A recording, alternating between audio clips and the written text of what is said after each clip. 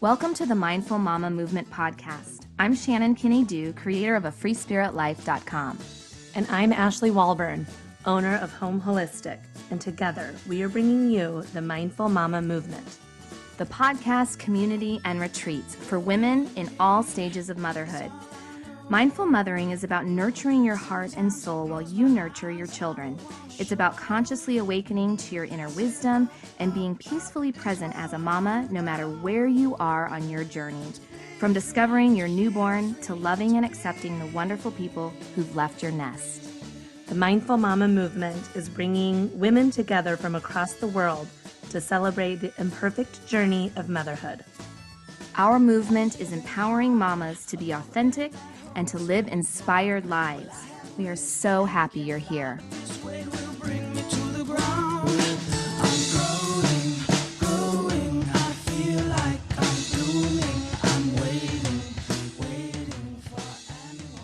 This is the Mindful Mama Movement podcast, episode number 5. In today's show, you are in for a real treat. Ashley and I are introducing you to a good friend of mine. Her name is Michelle Hunter. And Michelle is a content strategist, a writer, and coach with a gift for helping creative entrepreneurs tell their story with simple authenticity and transform their business with powerful messaging and marketing strategy. She is a mama to 3 adult children and continues to parent them mindfully, empowering them to live lives of balance and purpose. She lives in Michigan with her husband and her 2 dogs, who are her fur babies. And her business, Michelle Hunter Creative, is focused on inspiring women to bring their creative vision to life in a business that is rich, fulfilling, and aligned with their lives. You can find out more about Michelle and her business at michellehuntercreative.com. Now, I met Michelle a couple of years ago online. We have yet to meet in person, but I consider her a dear friend. Since we met through this online challenge she was hosting, I reached out to her to help me with some copywriting in my own business. And what I discovered is that she is so generous and so encouraging. And she's just a kind and wonderful soul. She's that kind of person that when we get together, we could talk for hours. And I know you're going to feel the same way in this interview. She shares about the toddler dance. You know, as we become moms and we learn what raising children is, we go through these toddler stages. And she talks about how even her own adult children still go through the toddler dance and what that's teaching her about motherhood in general. She talks about, letting go of perfection and how now that she's a mothering adult children, she can look back on her earlier years and really, how she would do things differently. And she really inspires us all to look at our own lives and see where we can let perfection go. Michelle was a single mom for a lot of years, so she shares the struggle and inspiration with all of that stage of her life. And she talks about animal traits, and we're going to hear more about that. Ashley and I were fascinated to learn what our animal personality traits are, and we'll share more in the discussion on our Facebook group. So if you're not a part of the Mindful Mama Movement group on Facebook, just check out the show notes for the link and make sure to join us there. So let's get started and welcome Michelle Hunter. So hi, Michelle. Welcome to the show. Hi, Shannon. Thank you. I'm so excited to be here. We are so I've been looking forward to it. I know, here we were just talking about interrupting each other, and I went ahead and did it first. So we are so happy to have you here, and just to introduce your warmth and your generosity. I've been friends now with you for, it's been at least almost 2 years now since we've met online. We'll eventually meet in person.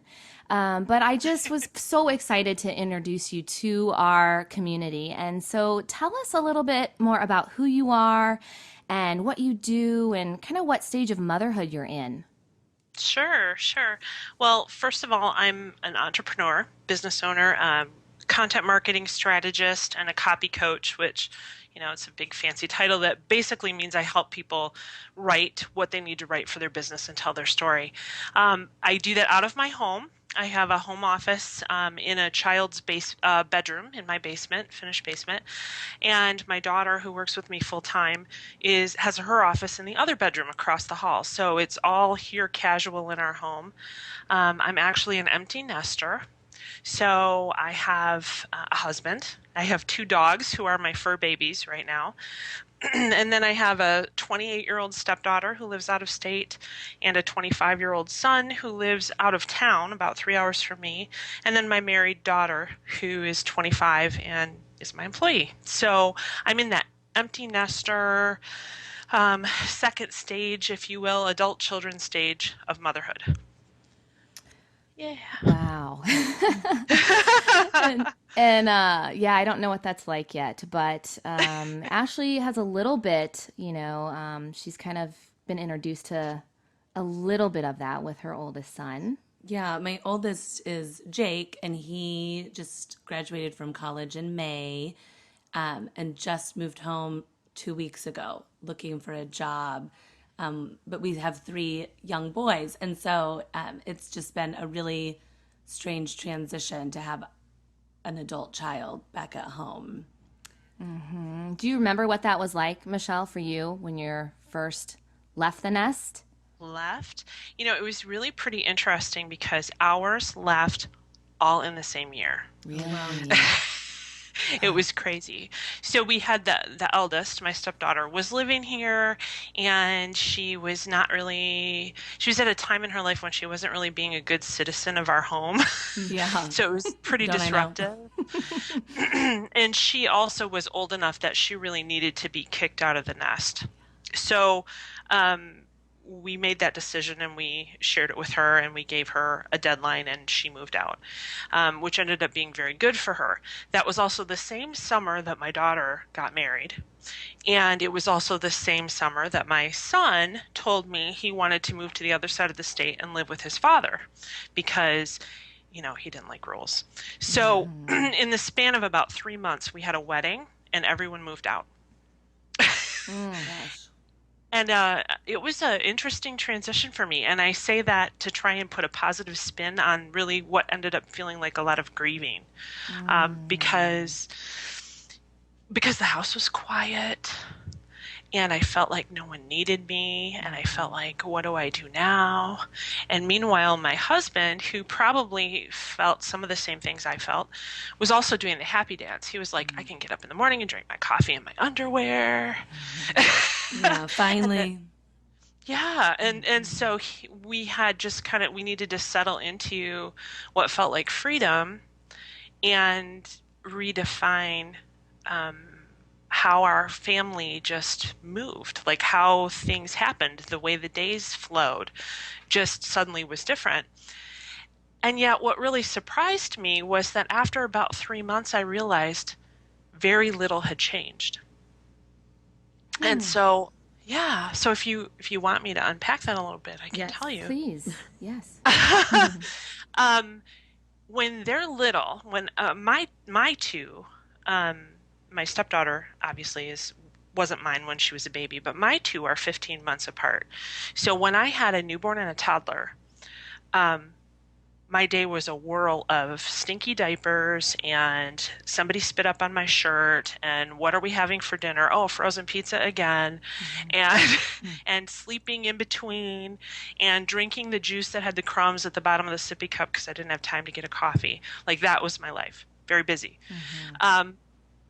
And what I'm finding is that what happens now is that instead of needing me for every physical need, adult children need me for every emotional need. Every decision. I have a headache. Should I take Tylenol or should I take aspirin? Call mom. Would it be wise, Mom, when pork steak is on sale to put it in my freezer? Like, how long can it be in my freezer? Call Mom. I had an argument with my husband. Call Mom.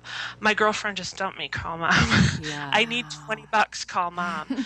And so what happened is that they moved out, and I thought I had all this space. And what that meant was they had more questions for me, and they needed me more. Interesting. Because all of a sudden they were cooking their own dinner and they were doing their own laundry and they were paying their own bills and they were making their own decisions and they needed guidance. But you know how you have a toddler, and maybe this is getting confusing, but this is how my mind thinks. so you'll get used to it as I Yeah. talk, probably. But you know how you have a toddler and you tell them something like, don't touch that, it's hot. And you watch their little mind work while they're considering if they're going to obey you or not, if they believe you or not, if they need to find out for themselves or not. And more often than not, they go, no. And they touch it anyway. And then they cry. And they look at you like, oh, you never told me it was hot, even though you did, right? Yeah. When they're adults, they do exactly the same dance. Yeah. So they call you, like my daughter, for instance, called me and she said, so I think I need new tires, but I'm wondering when I have to really buy them. And I said, well, why do you think you need new tires? And so she's telling me. And I said, well, you know, it's fall and it's going to snow here. We live in Michigan. It's going to snow here soon. You need new tires before snow. Oh, well, how much are tires? Because I don't know, I'm Michelin, so I know this. So I said to her, I said, oh, you probably need about $200. And she said, what if I wait? I said, I wouldn't advise that. Do you need to borrow $200 so you can pay me back? She said, well, I could put it on a credit card. So I said, are you sure you want to pay interest on tires? Because you can borrow from me and not pay interest. And she's like, I think I'll just wait. Okay, that was the toddler dance. That was, do I really need tires before snow? And then came the day when we had an early snowfall and she spun out on the freeway and her car hit a guardrail and my husband had to go get her and she's standing there, but no one was hurt or anything, which is wonderful. But when you spin out going 60 on bald tires in the snow and you hit a guardrail in traffic and you're just grateful you didn't hit anyone else, suddenly you think to yourself, maybe I should have bought tires, right? But is that how she reacted? No. She said to my husband, Mom told me I could wait. Oh. I didn't. She could wait. Yes. So in so many ways, motherhood is the same. It really is. It's just instead of being so immediate, well, that's not even true. It's still immediate. Instead of being so tangible, it's more emotional and advice laden. But I still have to stop and let them make their own decisions. And I have to offer guidance, but I have to let them suffer the consequences of the choices they make. And it's really hard to know, for instance, that your adult daughter is driving on snow and on bald tires. Yeah. It's hard to not go rescue. Yeah. Yeah. I when you're talking, I'm really seeing toddlers at the park and moms, you know, who have their first child, and that when the baby's crawling up the slide, the mom's crawling up the slide. And when the baby, you know, is going up the stairs for the first time, the mom's straddling the baby. And then by the time they have their next baby or their fifth baby, they're reading a book and don't really care if the baby falls off the slide. They're like, he'll figure it out. That it's such mature parenting for me. I mean, it's really why we're doing this. It's really being mindful, like, ooh, she's going to have to figure out this, you know, if she falls off the slide, that's probably not the best way to go up the slide with the tires. It's such a great reference. Yeah. It's really interesting. Yeah. That's all I can say. Interesting. Yeah, and it makes me think too, like how motherhood is such a practice in learning how to trust ourselves and also learning how to trust our children. And, you know, I mean, I'm at this younger stage right now, but even like personally, I had to go through this school struggle for the last several months on what we were going to do with my 5-year-old. And, you know, my instinct is I want to protect him and I want to, you know, find the right thing for him. But ultimately what I was realizing is I was kind of making my fear, I had to really make sure I wasn't making my fear his fear. And then learning that he has all the tools, everything inside of him, whatever he's faced with, I know we can provide him the love and the nourishment and what he needs, but he still has to face those, and I can trust that he can go through that on his own. And so that really just allowed me to step back and just to know that he has what he needs to move forward. I don't have to control and protect him. And then And then it makes me trust myself too in those situations. So yeah, it's just we constant practice. I saw yesterday at the pool two parents with their first, and they both hand in hand walking the child up to the bathroom to make sure he wouldn't fall down the stairs. I just cracked up because I'm like, that I know that's their only, I know it's their first, and just wait. And just as Ashley's saying, and then by the, the time I put my 5-year-old in kindergarten, people were asking, did you cry? And I'm like, gosh, I hate to say it, but not at all. I bawled with the first, and the second, not so much. Yeah. But, I do constantly think it's a day by day learning to not only trust ourselves and trust our kids, but don't you feel like we kind of get beat up as moms a little bit? And I feel like that's kind of why we need to bond together. So you feel like, there's some tough moments. I haven't even gotten to the teenage stage yet. But, for you, Michelle, like how have you as a mother navigated that kind of feeling sometimes where you do get kind of beat up as mom? It's interesting that that you say that, and what you just said is so rich. So I thank you for sharing that. I'm kind of a perfectionist. My daughter would laugh when I say kinda, because I'm like a serial perfectionist. And I remember when my daughter was born, she was my first, and I had been so anticipating her birth. But all of a sudden I came home with this little baby, and I had, for the first time in a long time, a feeling that I was totally walking a tightrope without a net. Like I didn't even know what right was. I didn't know where perfect was. And it was really, really disconcerting.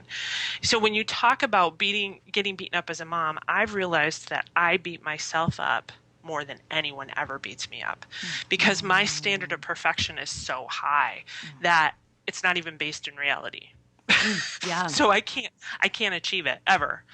But when my daughter was an infant, I tried to achieve it, and just lost myself in the process. And it was probably a contributing factor, although not the main factor, but a contributing factor in the end of that marriage, because everything had to be perfect, and I was just tense, stressed all the time, and not present at all. I was always thinking 4 moves ahead. Well, if we tie the shoes right now, we won't be late for school. And what do we need to have? And my child is saying, my tummy hurts, and I'm like, don't talk to me. We need to tie your shoes. Yeah. We're on a timeline, sister. Yeah. Yeah. Move it along. And then something changed for me.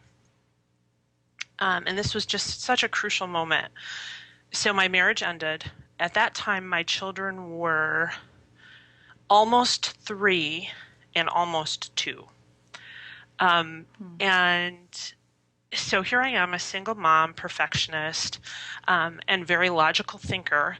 And my marriage ended almost like you'd end a business. So it's so strange. So we went to a restaurant, we got a dinner and a cup of coffee, and we negotiated the end of our marriage because we decided we didn't want any lawyers. We didn't want to pay for that. And so we decided in our logical minds that what made most sense, since the kids weren't in school, is that he'd have them for 2 weeks and I'd have them for 2 weeks, and we'd alternate back and forth like that. Except that we ended up living in towns that were 4 hours apart. So we would do this.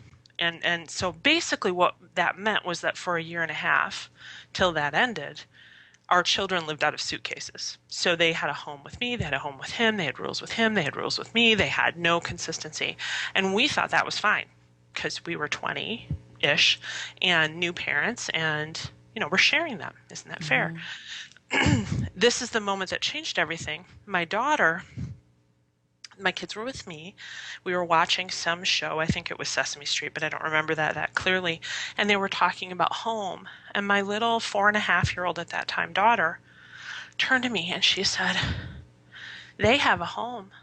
I said, "They do." And she said, "I don't have a home." And I said, "What?" And she said, "Well, I visit you and then I visit Daddy, but I don't know where I live." Wow. And that just broke my heart. And it caused me to realize that I had not been present. I had not been thinking at all about how things were experienced from their perspective. I hadn't been trying to look through their eyes. I hadn't been trying to do anything more than love them and meet their physical needs. Yeah. Yeah. And that began a journey to, not perfectly, but to very intentionally try to put myself in their shoes. And that really has changed. That changed everything eventually. I'm talking like it was a switch that flipped, but oh my gosh, no, it was a practice of trying to slow myself down and say, okay, how does this feel to Laura? What was that How does process like for you? And what did you see? How did you see that unfold with your children, like in their behavior or in the balance of your life? Sure. When I started modeling for them what needed to be important. Oh, I didn't say that right. But when I realized that they were looking to me to see how I reacted and to see what I thought was important, and if I thought tying shoes was more important than talking to them, they thought tying shoes was more important than talking to them. And if I thought that a clean house was more important than playtime, then that's what they thought too. And when I started seeing that, then I started, I didn't realize that it was a mindfulness practice at the time. I was just sort of like trying to find something that worked for me, some way I could stay sane as a single mom and do this thing that I had decided to do.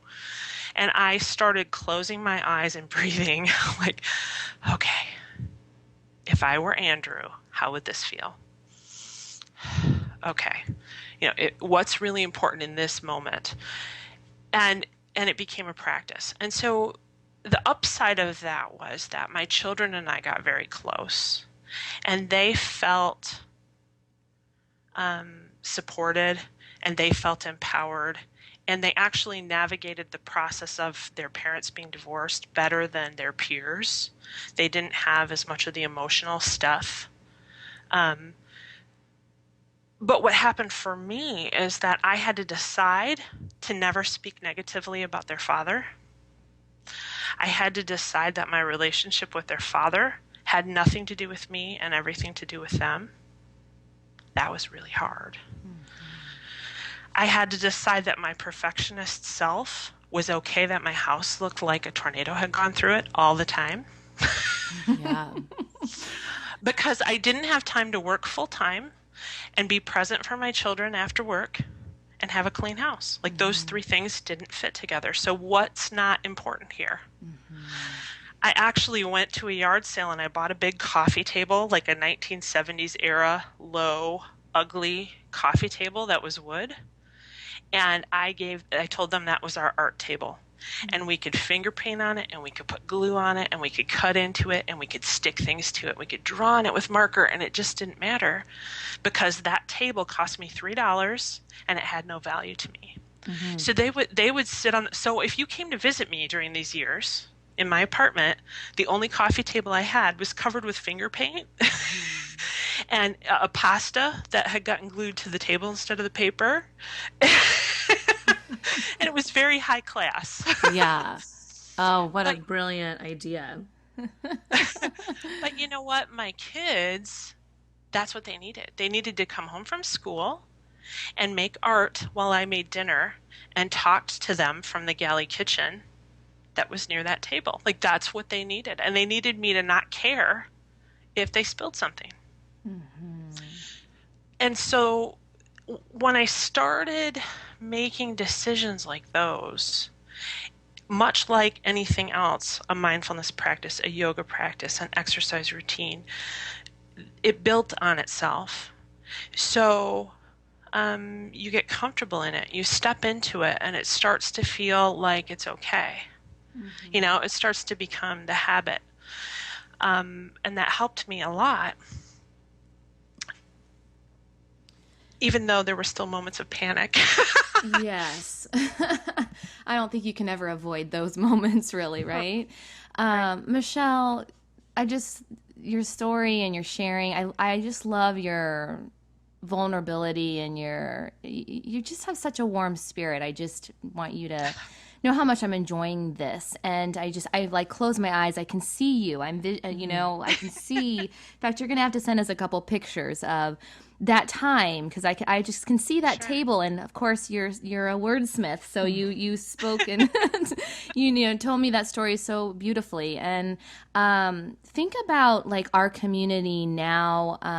We have a lot of single moms in our group. Ashley was a single mom for 6 years. First 6 years of my parenting, I was a single mom. That's awesome. Me too. Yeah, I Exactly actually six loved. years. Everybody's like, God, Ashley, that must have been so hard. And I love my husband and I love being married. And we have three more boys. But I really loved that time of my life. I loved that if the house was a mess, I didn't expect anybody else to clean it but me. I loved that the decisions that were being made were mine. So if they weren't right, I felt like it was so much easier to change. It was like an experiment. Jake and I, and our apartment, and what worked for us and what didn't. And I really remember eating Frosted Flakes one night for dinner. Oh yeah. Um, and he thought it was such a blast. And I really just wasn't getting paid for 2 more days. But that was the Yes. whole story. But he was like, what? Cereal? Um, You know, can I interrupting? yeah. That reminds me of a story that I've told Shannon, but Yes, I was hoping you were going to share this. it's perfect timing for it too. So, I think as a single mom, I don't think it, I know it. There are a lot of moments that I carry guilt for that I think to myself, oh, like I wish that hadn't happened. It's so awful. A year or two ago, some years ago, my adult daughter and I were taking a road trip together for some reason. And we started talking about her childhood and some of the fun times we had. And she said, you know what, one of my best memories is? I love this. I'm going to do this someday with my kids. And I'm like, what? And she said, the time we camped in the living room and we put up a pop tent and we had sandwiches and we had flashlights and we spent the weekend like that and we didn't use any electricity or anything and we didn't have to take a shower and we just camped and we played board games. It was the best thing ever. How did you come up with that idea? I didn't have the money to pay the electric bill. I knew that's where that was going because I have similar remembrances. Oh gosh. And so I was so trying to make it so that they didn't know that I hadn't paid the electric bill, but their dad had missed a child support payment and was behind anyway. I'm not going to lie. I had been behind and I had been in a practice of paying it right as it was due. And so it was shut off and I had gotten some money from my parents, but I couldn't go pay it until Monday. So we had the whole weekend with no hot water, no lights, no anything. Thankfully it was And they thought you time. were brilliant and creative Oh, and we're doing camp yeah. at home. Oh my And gosh. I have carried that on for a decade, feeling guilty, feeling like I failed as a mom. And that's one of the times that I recount when I'm feeling beaten down and I'm making the case for how I should be convicted as the world's worst mother. So Yeah. remember this time, remember that time. That was one that I was using to keep myself stuck and beaten down. And yet my kids think that was the best thing ever. They want to do it with their kids. So I think when I look back on my time as a single mom, if I could talk to me then, I think I did a lot of things right, but I also think I did a lot of things that I could have improved upon. One of them is to remind myself that I'm getting it right. I'm getting it right. Even when I'm doing things that might feel, in retrospect, like society would say they're wrong, I'm getting them right. Because when I'm doing my absolute best and I'm focused on my children and what they need, how can that be wrong? It's not wrong. It's right. That's right. And then the second thing is I hated asking for help. I hated it. I wanted to not be that mom that was like, oh, I'm such a victim. Help me, help me, help me. And so what happened was I went the other way And I never asked for help unless it was just dire circumstances. Um, and that really put stress on me. And I didn't need to have that stress because there were so many people that would have taken my kids for an afternoon so I could have some time to take care of myself. There were so many people that would have filled my gas tank when I needed money for groceries. You know, hey, let me get a tank of gas for you so you can go buy some groceries. One time, my mom, who, again, I didn't ask for help at all, but she was really observant. So one Christmas, she said she always gave us adult families one big family gift that was rather more expensive, you know, than anything else, and it was always for the whole family. That one Christmas, she came with food, 2 months worth of groceries, and she said, "Here's your Christmas." And I cried because she had observed that I was struggling financially that much, and I was trying to keep this facade of everything is good. She had observed that that had to be baloney, and she had just very graciously met that need.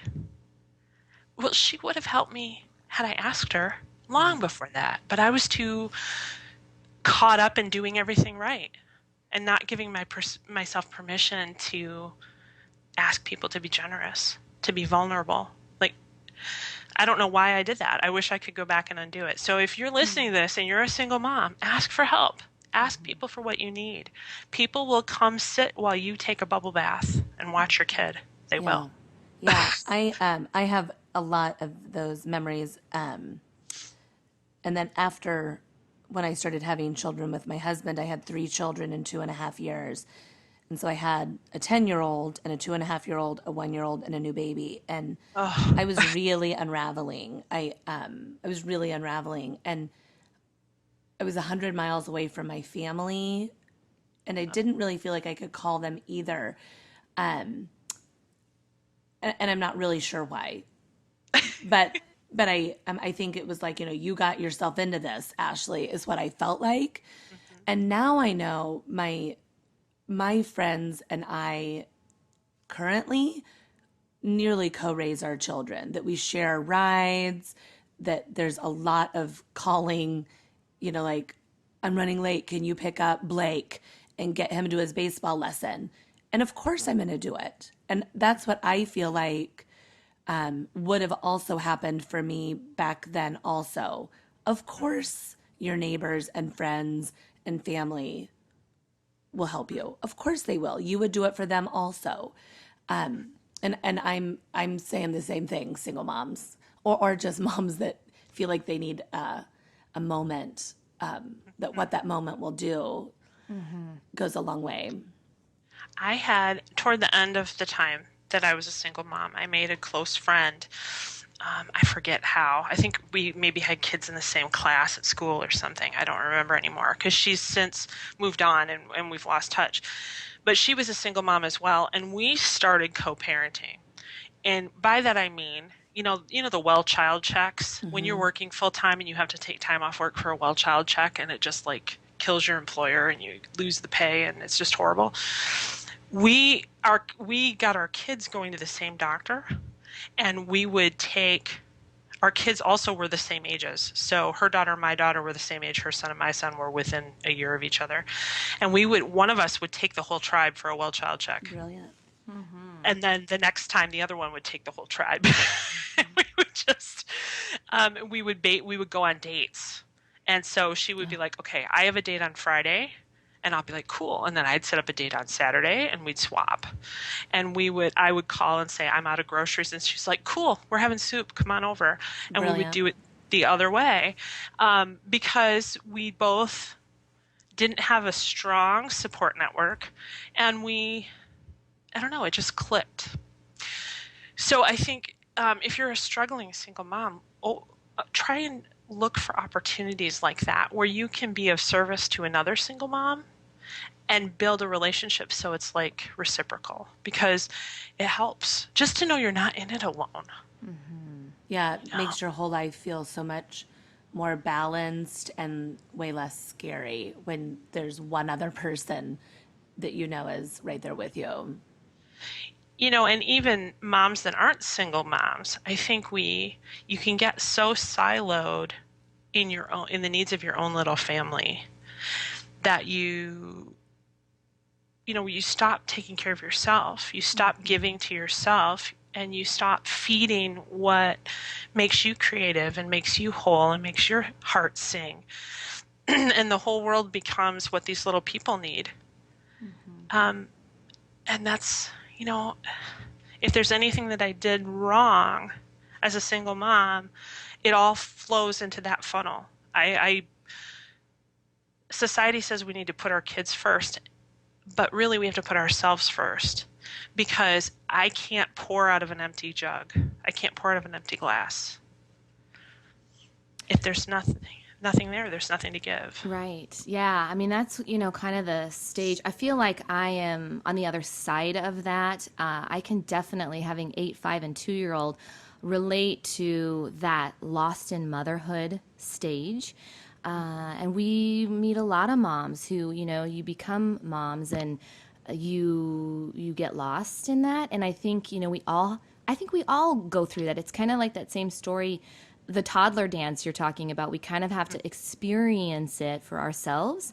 But we can take the wisdom from these other moms and other support in our life to just remember. I mean, that really helped me to realize that, I can pursue my creative interests. I can run a business. I can do things that are important to me outside of this family alongside raising children. And a big part for me was learning that I am doing no one any good if I'm draining and just irritated and grumpy and bitter throughout the day because I can't get to what is important to me too.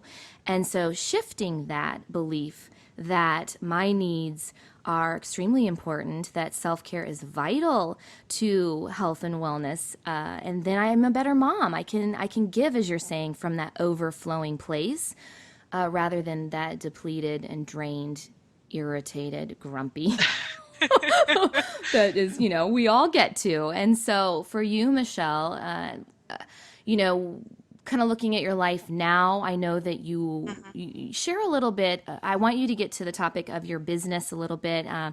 and who you just hired on as your employee, and then let's circle around to, or if you can start first on just kind of your own self-care practice. How do you even now balance running a business and still being a mom and taking good care of yourself in all of that? Sure. Well, let's start with the business and with hiring Laura, because then the self-care will flow into that. Um, so I shared at the top about a little bit about my business. So I decided to. I've owned businesses periodically throughout my career. Just had an opportunity where I did that. But I also spent years working for Xerox in a very corporate structure. And about the same time, things happen all at once, I think, for a reason. But about the same time that all my kids left home, I also was downsized out of Xerox. And so I grieved all that all at once. So it was fabulous. I loved it. Very positive. No, not really. But I learned a lot about myself during that time. And my husband was actually ecstatic that I had lost my job from Xerox, because I had been working. I'm a workaholic, just naturally.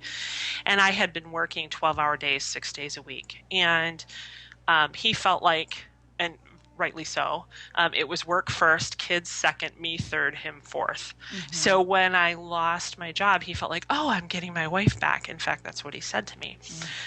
Mm-hmm. So they gave me a severance package, and he said, you have this skill as a writer. You've had a dream of doing something with this. You know how to run a business. Why don't you take a year and see what you can do? And he gave me this space to do that. And so now, 5 years later, the business is vibrant, it's viable, and it's been a journey to clarify what I want to do and how I want to do it. Fast forward to now, my mission in business is to empower women to take that business dream that they have or that creative idea that they have and bring it to the world. And to almost like a good old boy network, only a good old girl network, to come alongside them and support them and give them business coaching guidance, and specifically messaging guidance and content marketing guidance. That's like my passion. And so when I can empower women, when I can say, oh, you can do this, and here's how you can do it, and here are the tools you need, and all of a sudden their life starts to change and they can express that creativity, and maybe that single mom has some extra income, or someone is now empowered to stay home with her baby because she can make the money that she needs. That is really rewarding to me. My daughter, about a year ago, said, I wish I could work with you because I love what you do. I love the women you work with. I see your passion. I want to be a part of that. I feel like what I'm doing now in my job doesn't make a difference. I want to make a difference. So we set an intention that by summer of 2017, the business would grow enough that I could add her in as my operations manager. We set that intention, and then God said, oh, how about now?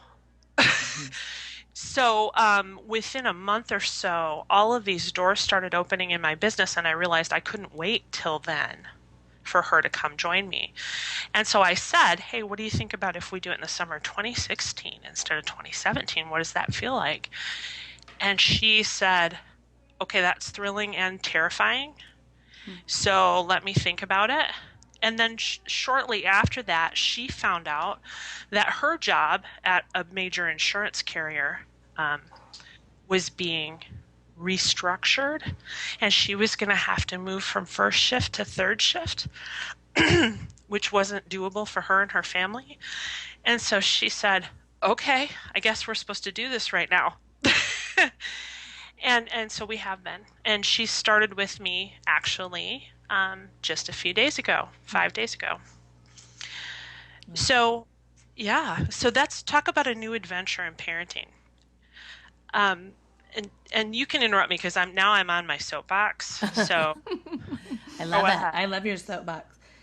So there's what's this just first week felt like for you? Been like the first morning, Monday morning when she came, it was really rocky because I had expectations and she had expectations, and they didn't align. Even though we had talked about it and we've been planning this for a couple of months, they didn't align. And here's why. It's so funny.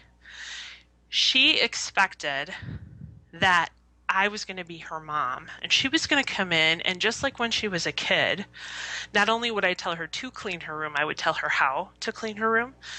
She expected me to micromanage her when she came in Monday. So she was looking for that lot structure, of direction.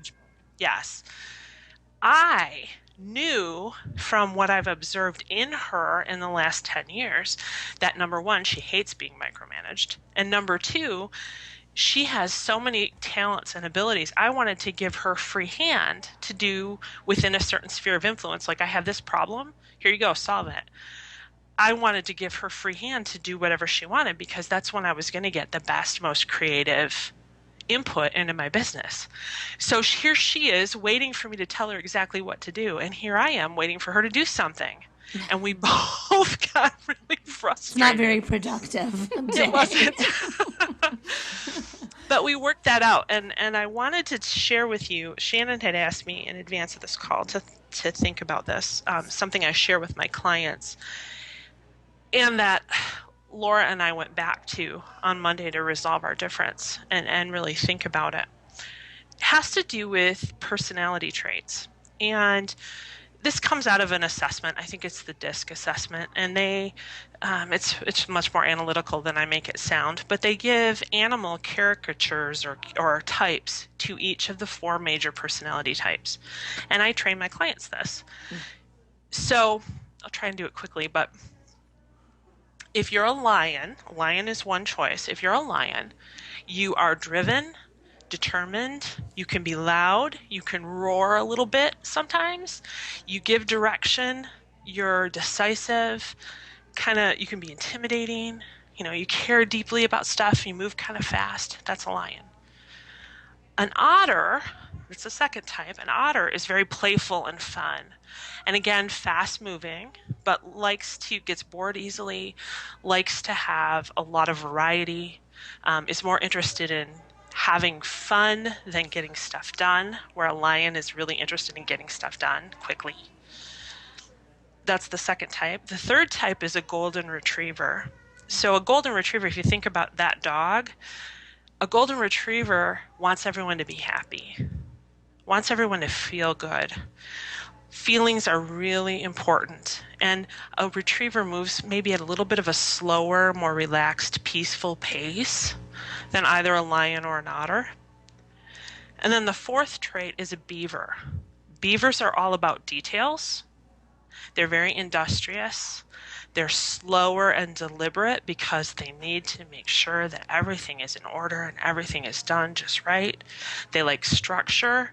If you think about the dam that a beaver will build in the river, it's like an engineering miracle because they can put it all together. That's the way a beaver's mind thinks. So we all have one dominant animal and one secondary animal. And the combination of the two, if you think about those in terms of your children or in terms of your colleagues or your spouse, gives you some insight into how they're going to react and what's important to them. So I'm a lion. I'm a lion primarily. So I have to be careful how I talk because I can yell at people. Well, not really raise my voice yell, but the tone, like you'll hear the tone. And I make decisions quickly. I want what I want when I want it. I know, there's one right way and it's usually my way. That's the lion thing. My secondary one is an otter. So I also want to have fun. Like if we're not having fun, we got a problem. So we need to do things my way, but we need to all enjoy it at the same time. I'm laughing at myself, but that's kind of my reaction. So what that means for business is that I make decisions quickly. I change things a lot. Structure isn't really my forte, so I kind of am fast and loose. My daughter is the other two. Interesting. So her primary is retriever. She's very intuitive about how people feel. She's always testing to see, are you okay? Is he okay? Are they happy? Are you happy? What can I do to make everybody happy? Am I happy? That's really important to her. Peace and calm is really important to her. Strife, she doesn't function as well. And so she will be the peacemaker to create peace because that's where she's comfortable. Her secondary is beaver. So she needs to know the order. She needs the structure. She needs to know things have to be logical. She manages all the little details. So you can see how in business, she really adds what I lack. But when I'm trying to communicate with her, I have to make sure that I'm calm, that I'm careful about her feelings, that I give her the details that honestly I probably haven't even thought of yet. That I give her Because she structure. needs those details and you really don't. Right. And what she has to learn is when she comes to me, all I want is the big picture. I don't care about all the details. So I want her to say, okay, this happened and I did this and now it works. Cool. If it's longer than that, I'm thinking about something else now. Like I'm not even present. Michelle, do you think that we're the same people at work as we are at home? Like if you're typically a lion otter, you're typically a lion otter. Yes and no. I think that we all have aspects of all four. So if I'm balancing my checkbook, I can be a beaver. If I have a child who's had a major disappointment and is crying on my lap, I can very much be a golden retriever. Yeah. No problem. But I think that we have a natural bent, a natural reaction. So when I'm tired, I'm a lion, 100%. Yelling, growling, roaring. We go back to the thing that's most predominant in us when we're under stress, when we're just reacting spontaneously, because that's our primary, if you will. And I observe this in my own life. So to wrap this around to what you asked me, Shannon, about self-care, I know my self-care is off when I am forcefully intimidating and pushing and wanting my own way and being almost 90% lion. That's when I know that I'm tired, I'm hungry, I don't feel well, I'm not creative, I haven't had time for me because I'm under stress. I think as we mature, we learn how to pull these different facets of our personality out and use them when it's appropriate. But in order to do that work, if you will, to be intentionally peaceful or intentionally kind or intentionally balanced, we have to keep that self-care practice going. Otherwise, we just come out in whatever way we normally come out. So if I were primarily a golden retriever, let's say, which my daughter is, when she's stressed, when she's not taking care of self-care, she cries, she's emotional, she can't make a decision because she might hurt someone's feelings and she just gets frozen. That's when I know she's tired or she hasn't been taking care of herself, because she can be decisive like a lion when she needs to be if she's got balance. Does that make sense? It does. Yeah, and I love because you've taught me that a little bit with from a business perspective. I love personality stuff, and I think it's so helpful when you apply it to motherhood and look at your children too. Our children are our mirrors. And so I love the fact that you've already recognized that, some of the things that you have naturally, your daughter has the opposite. And so I love that relationship, how we can learn from our children. And as we start to wrap up today, I mean, I could talk to you for well, A lot hours. longer, a lot You longer. know this. We do this, Michelle. We could just talk and talk, and I love it. I don't want to end. But what I think I'd love for our listeners to kind of, how can they learn more about that animal trait, to how we can learn more about that and apply it to motherhood. And then just tell us, how we can learn more about you, if women who are interested in wanting to start their own business as a mom, or, I know you do a lot of share your story work and they're interested in writing and they want to learn more about that. Share, where can we find you? And if you have a mindful mama moment for us, where, kind of what would you like moms to take away from this interview as they move forward? Sure. Okay. First of all, I think being a mindful mama to me means being intentionally peaceful. Just intentionally choosing to be peaceful within myself, within my family. And sometimes it's work, sometimes it's a practice, but that's what being mindful means to me. So how that, I don't know how I want to say this, but so how that translates into what I do as a business is that it's important for me to be empowering and to speak peace into your situation.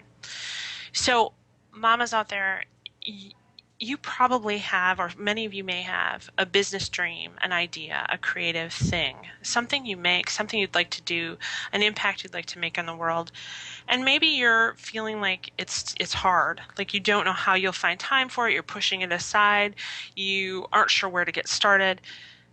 That's the kind of thing that I help people with, and that's something that I would love to connect further with you.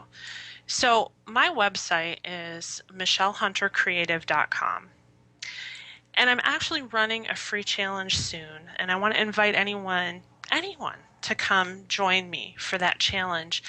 It's an 8-day challenge. It's called Discover Your Story.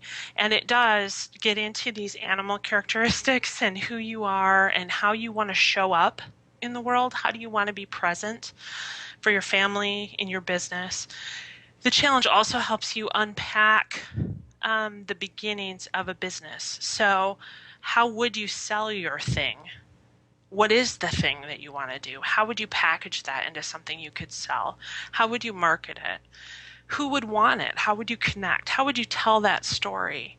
And how can what you're doing align with what you're passionate about and who you are as a person? All of that is a part of what we do in that challenge, and it's completely free.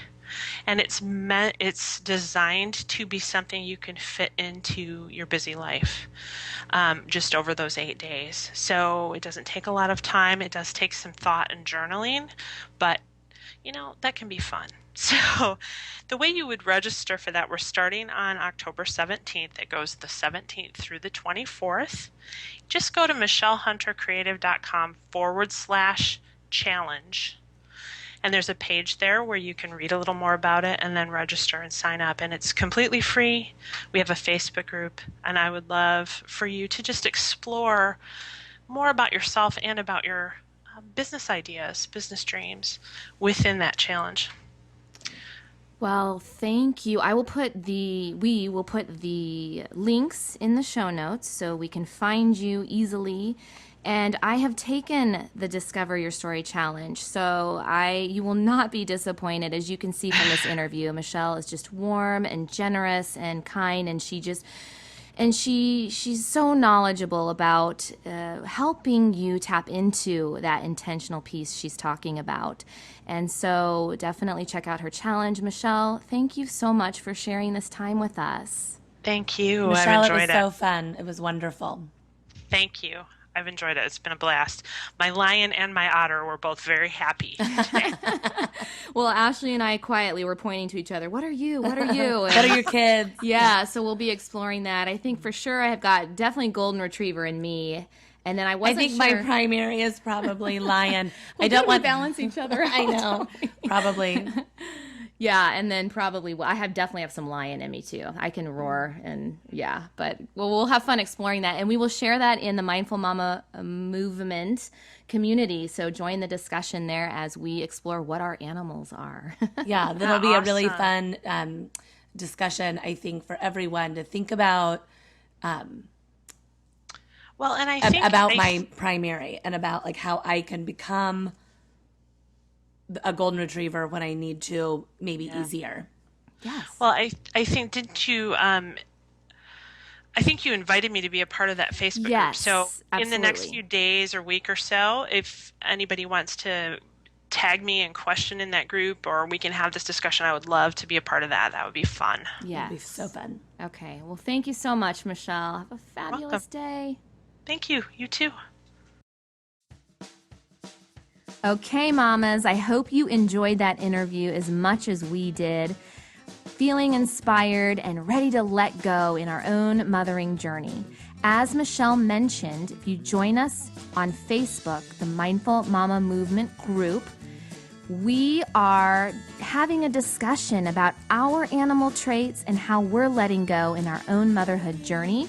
Michelle is available for your questions this week. And we are doing giveaways. This whole month of October is the Mindful Mama Movement launch party. And so all you have to do to join our fabulous giveaway prizes is stop by iTunes and leave us a ratings or review. When you do that, you help us reach out to many more mamas, and we want to grow this movement. So that will help us out. Leave a review on iTunes and then email us info@mindfulmamamovement.com. And once we get your email and you let us know you left a ratings or a review, then we will enter you into prizes. We're giving things away every single day, and it's awesome, really cool prizes. So thank you, mamas, from the bottom of our hearts. We appreciate you deeply, and we'll see you next time. It's blindfold from my eyes, and I can finally feel the light. Open your heart and your soul.